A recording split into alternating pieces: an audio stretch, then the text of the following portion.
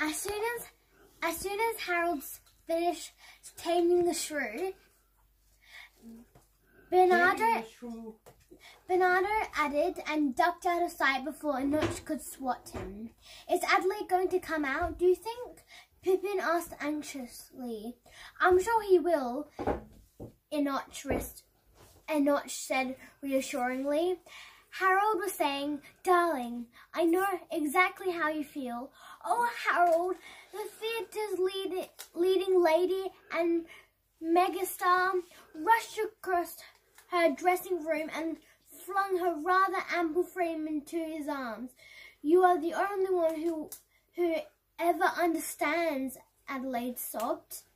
Harold glanced quizzically towards Emil, the dashingly dressed director of Broadway Airs, who was leaning warily against Adelaide's dressing table and pouring himself a drink.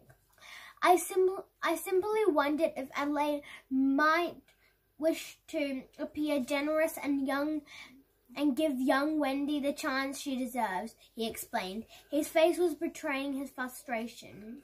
I don't feel generous, Annabelle said firmly, glaring at him.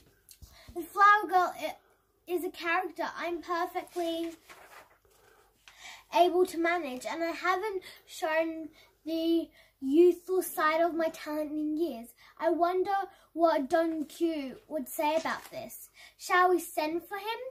Not now, Addie, Harold said tenderly. No need to bother our producer. You're always internally subliminally youthful. You're a miracle, that's what you are. He dabbed at her eyes with his handkerchief. Those tears are not going to help that gorgeous voice, my pet. You must take care. How could we ever manage without you? We couldn't, of course, Emil said sincerely. Yes, well... Adelaide sniffed, taking his handkerchief and delicately patting her neck with it. You have a funny way of showing your appreciation. Look, appreciation. That's good. Appreciation, that's a difficult word. Well done. Look what I found for you. With a flourish, Harold produced the chocolate-covered peanut. Adelaide blinked with emotion. You're very dear, very sweet. I just wish I didn't feel so fragile these days. She blew her nose vigorously. Nonsense! I've never seen you in more splendid form.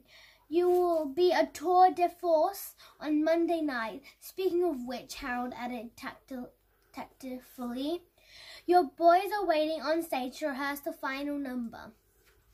They're probably a bit fragile themselves by now, so... Tour de force. Oh, the poor darlings. Adelaide was suddenly glanced, tossing the hair out of her eyes. She took the proffered peanut and popped it into her mouth. Opening the door, she swept down the hall towards the stage, hastily followed by a relieved Emil and somewhat breathless Harold. A pretty young mouse was coming towards them. Ah, Wendy, Adelaide smiled sweetly at her. Don't you think you should wait till they fit, dear, before attempting to fill someone else's shoes? So that's from the book which is called The Mouseicle. Yes. The Mouseicle. That's very good. Yeah.